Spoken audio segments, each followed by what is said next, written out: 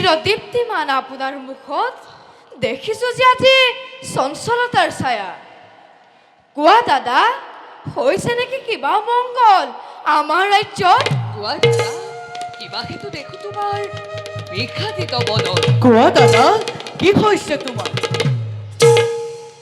শুনা ভাই, দাদা জানিব পাৰিছো মই দাদা দুৰ্মুখ নাম এক দুৰ্জনে জনক নন্দিনী সীতাক কলংকিনী দাদা দুচৰিত্ৰা বুলি ৰাজ্যত কৰিছে প্ৰচাৰ। দাদা আৰু বিশ্বাস কৰি সেই দুৰ্মুখৰ কথা দাদা আজি অযোধ্যাৰ সাধাৰণ প্ৰজায়ো সীতাৰ অপযোগ দুগুণে কৰিছে প্ৰচাৰ। দাদা অগ্নি পৰীক্ষাৰ কথা কি নাজানে সিহঁতে। তথাপিতো সীতাদেৱীক কলংকিনী বুলি কৰিছে প্ৰচাৰ। কোন কোন সেই দুৰ্মুখ দুৰ্জন? আজ্ঞা দিয়া দাদা, এই মুহূৰ্ততে শিৰচ্ছেদ কৰো সেই দুৰ্মুখৰ। ওলা ভাই, যাও আমি জবৰ মূৰ্তিৰে সুনাক্তিত কৰু হিৰ সেই দুৰ্মুখৰ। বলা দাদা। ৰবা ৰবা ভাই, দাদা শিৰচ্ছেদ কৰিব পাৰিবা তোমালোকে দুৰ্মুখ? নিশ্চয় দাদা। কিন্তু পাৰিবানে ভাই? দাদা শিৰচ্ছেদ কৰিব অযোধ্যাৰ শত শত প্ৰজাগণৰ। দাদা শুনা ভাই, দাদা কালি মই ছদ্মবেশে ফুৰোতে ৰাজ্যত দাদা নিজ কাণে শুনিলো কি শুনিলা দাদা? ৰজকেও অ ভাইহঁত, ৰজকেও অপযোগ কৰিছে আজি সীতাৰ চৰিত্ৰ। দাদা তেনেচেনে মানুহৰ কথা তুমি পতিও নাযাবা দাদা। আদৰ উপযোগ ৰচনা কৰাটোৱে সিহঁতৰ কাম দাদা। অগ্নি দগ্ধ কুদ্ধ সুৱৰ্ণক যদি নুপুৰে কুবৰ্ণ, তেনেহলে কি কৰা যায় অযোধ্যাবাসী? ৰজক, সামান্য ৰজকৰ কথা আমি কদাপিতো নকৰো বিশ্বাস। ও দাদা, সমগ্র জগতেও যদি কয় কলংকিনী জনক দুহিতা, তথাপিতো দাদা জানকী মাতৃক সতী চিৰপূজ্য জগতৰ। আৰু সেইবাবে দাদা সামান্য ৰজকৰ কথা আমি কদাপিতো নকৰো বিশ্বাস। অ দাদা আমি নকৰো বিশ্বাস। শুনিবানে ভাই? দাদা শুনিবানে ৰামক বিশ্বাস? দাদা আজি মই চক্ষে দেখিলো। কি দেখিলা দাদা? জনক দুৰ্হিতা সীতাই জানকী মাতৃ প্ৰতিচ্ছবি অংকন কৰি সেই ৰাক্ষস ৰাৱণৰ নিদ্ৰা যায় তাৰে ওপৰত। দাদা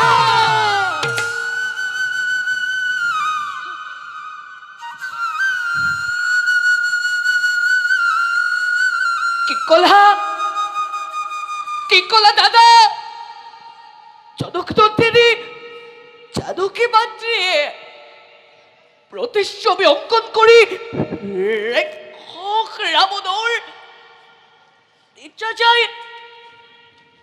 নিদ্ৰা যায় তাৰে ওপৰত। নহয় দাদা, এই কথা মোৰ কেতিয়াও নহয় বিশ্বাস। অসম্ভৱ দাদা, অসম্ভৱ। অ দাদা, অসম্ভৱ। অসম্ভৱ হ'ব পাৰে আনৰ ৰাজ্য, দাদা কিন্তু এই ৰামৰ ৰাজ্য, দাদা ৰামৰ ভাগ্য, দাদা ত্ৰৈলোক্যৰ যত মানে আছে অসম্ভৱ, দাদা সকলোৱেতো এদিন হৈছিল সম্ভৱ। দাদা বৈমাতৃ কৈকেয়ীৰ কুপদৃষ্টি, দাদা পঞ্চৱতী বনৰ সেই স্বৰ্ণমৃগ, দাদা পানীত উপমাশীল, দাদা এই সকলোবোৰ অসম্ভৱেইতো সম্ভৱ হৈছিল এদিনেই ৰঘুবংশী ৰামৰ ভাগ্য।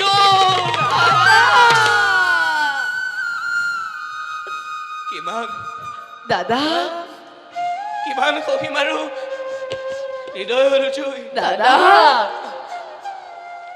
ৰাজকুলত জন্ম লৈ দাদা কাটিলো বনবাস 14টি বছৰ অন্যায় খবৰ কৰি বধিলো পালি দাদা আৰু এই তাপেই আৰু সেই তাপেই দহি থাকে মোৰ হৃদয় সাগৰত কেতু বান্ধি দাদা সীতাৰ কাৰণেই দাদা সীতাৰ কাৰণেইতো ব্ৰহ্মবধ মই কৰিলো লংকা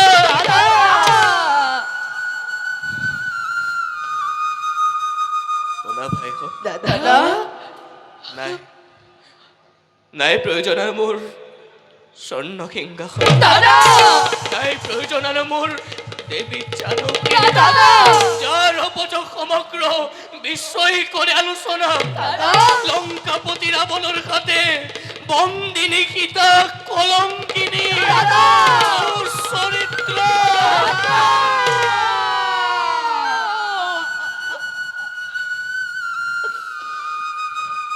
অসম্ভৱ দাদা অসম্ভৱ হ'ব পাৰে লংকাপতি ৰাৱণৰ হাতে বন্দিনী মাতা কিন্তু দাদা জানকী মাতৃ সতীৰ্থৰ জীৱন্ত প্ৰতিমা দাদা জানকী মাতৃ সতীৰ্থৰ জীৱন্ত প্ৰতিমা শুনা ভাই দাদা ৰজা মই হয় দাদা ৰজাৰ সেৱাও জানো ভাল নিশ্চয় দাদা ৰজাই প্ৰজামণ্ডলী অসন্তুষ্টি কৰিব সাধন দাদা আৰু এই নেকি ৰাজধৰ্ম অৱজগত দাদা শুনা ভাই দাদা ৰজাৰ তুষ্টিৰ অৰ্থে কৰিব পাৰো মই সকলো অকাৰ্য দাদা অপবাদ দাদা অপযোগ দাদা ৰঘুবংশৰ কলংক খণ্ডন কৰিবৰ হেতু দাদা বিসৰ্জিব পাৰো মই স্বৰ্ণ সিংহাসন দাদা বিসৰ্জিব পাৰো মই তোমালোক তিনি অনুজ দাদা বিসৰ্জিব পাৰো মই দেৱী জানকী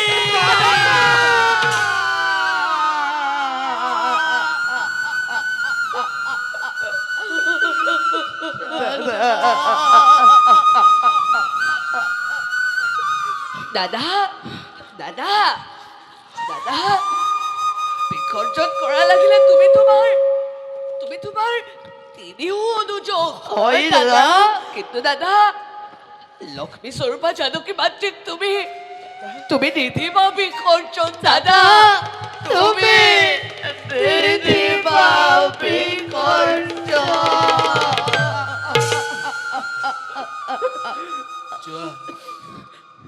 যোৱা ভাই ভৰত দাদা এৰি থৈ আহা দেৱী জানকী অৰণ্যৰ মাজত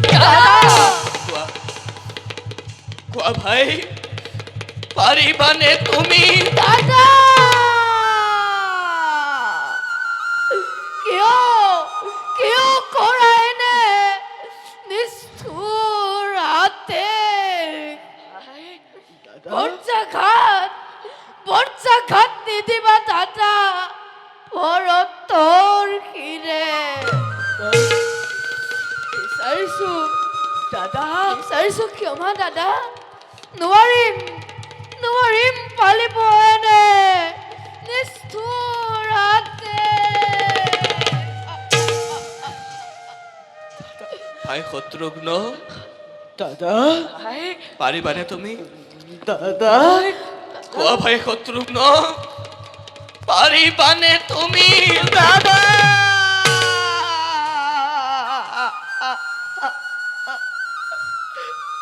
দাদা চৰণত ধৰি মই কৰিছো কাকুতি নোৱাৰো পালিব এনে নিষ্ঠুৰ আদে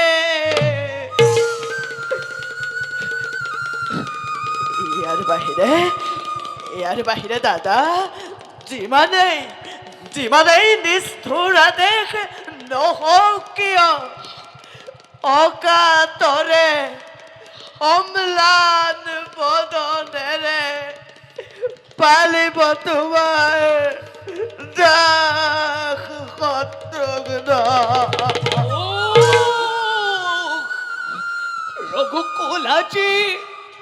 ৰঘুকুল আজি যাওক ৰখা তলে। বনৰ মাজত দাদা জানকী মাতৃ কিদৰে হাকিব অকলে অকলে। হাই লক্ষ্মণ দাদা, হাই লক্ষ্মণ, তই দাদা বুজা, তোৰ কথা দাদাই শুনিব। যা ভাই, দাদা ভাই হোক একে আকাশতে দাদা একে সময়তে নোৱাৰে থাকিব কেৱে দাদা ৰবি আৰু চন্দ্ৰ। কোৱা ভাই কাক কাক লাগে তোমালোক? দাদা এই ৰামক নে দেৱী জানকী? দাদা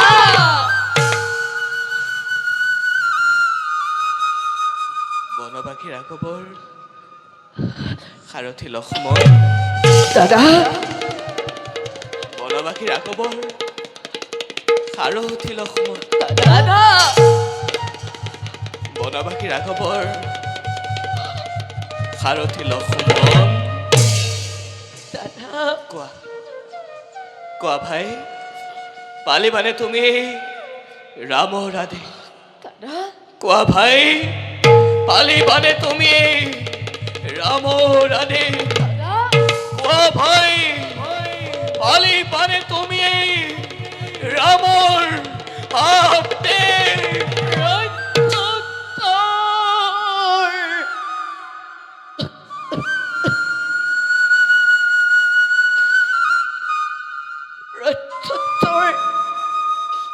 নিবিচাৰিবা দাদা।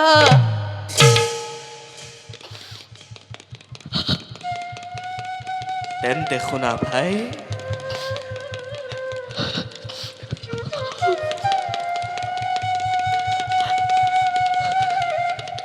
সকলোৰে অজ্ঞাত দাদা কালিলৈ প্ৰাতঃতে দাদা বাল্মীকিৰ তপোবন দৰ্শন কৰোৱাৰ চলেৰে দাদা এৰি থৈ আহিবা দেৱী জানকীক অৰণ্যৰ মাজত। দাদা আৰু শুনা ভাই হোক, দাদা এয়াই ৰামৰ দাদা এয়াই ৰামৰ দাদা এয়াই ৰামৰ দাদা শেষ আদেশ।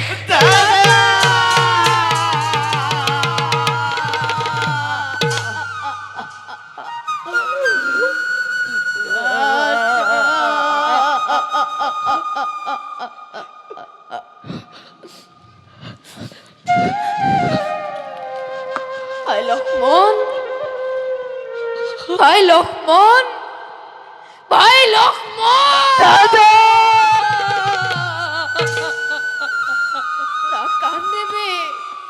না কান্দিবি ভাই, না দাদা। কান্দিবি। দাদা জ্যেষ্ঠ হৈ ভাতৃ চকুলো দাদা নোৱাৰো যে চাব স্থিৰ হৈ। দাদা শলাগিছো তোৰ ভাতৃভক্তি। দাদা জগতত তোৰ দৰে ভাতৃভক্তি অতিকে বিৰল ভাই। দাদা জগতত তোৰ দৰে ভাতৃভক্তি অতিকে বিৰল।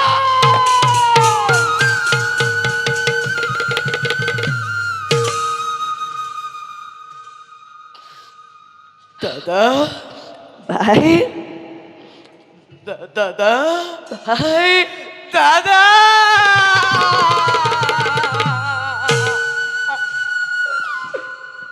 ভাই না কান্দিবা ভাই, না কান্দিবা দাদা কান্দি আৰু কোনো লাভ নাই। কিন্তু কিন্তু নবুজিলো দাদা।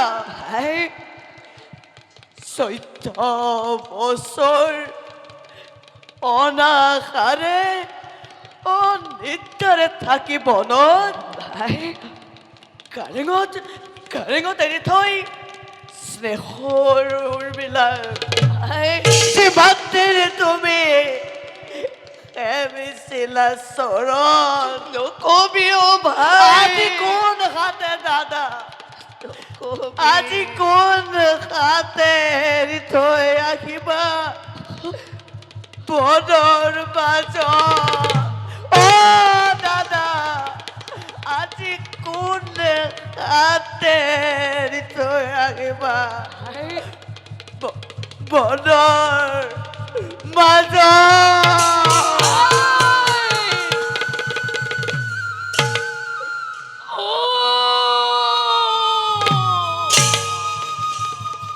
কত প্ৰত্যাঘাত কাটিয়ে লক্ষ্মণৰ কিৰণ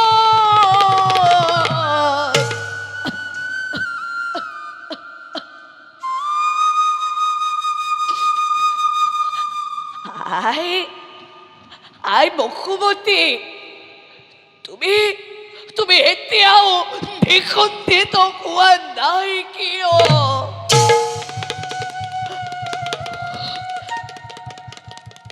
হৃদয় হৃদয়, তই এতিয়াও জ্বলি উঠা নাই কিয়?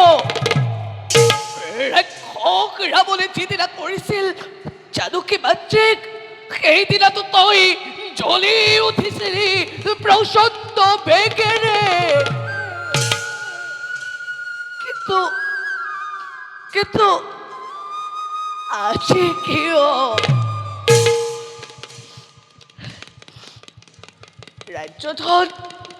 ৰাজ্যধন পৰি কৰি ত্যাগ কৰি স্নেহৰ উৰ্মিলাক ৰাজকাৰিগত তোমাৰ বাবে দাদা শৰীৰত মেৰিয়াই লৈছিলো বাকলি বখন। কিন্তু আজি কিয় দিলা এনে নিষ্ঠুৰ আদেশ? এয়াই দেখি প্ৰতিদান এই লক্ষ্মণক তোমাৰ।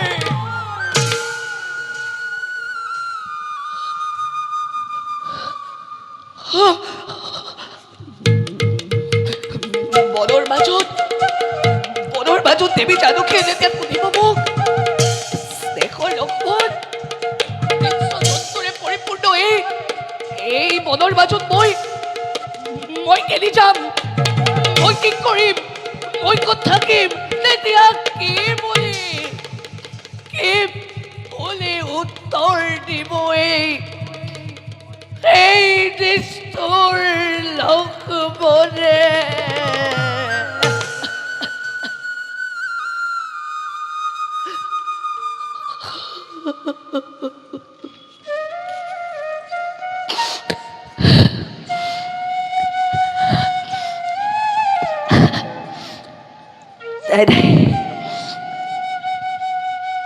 নাই, মই আৰু বিচলিত হলে নহব। জ্যেষ্ঠ দাদা পিতৃতুল্য মোৰ, তেওঁৰ আদেশ মই পালিবই লাগিব। যাওঁ, ত্যাগ কৰি হৃদয়ৰ সকলো মমতা এৰি থৈ আহোঁ দেৱী জানকীক অৰণ্যৰ মাজত।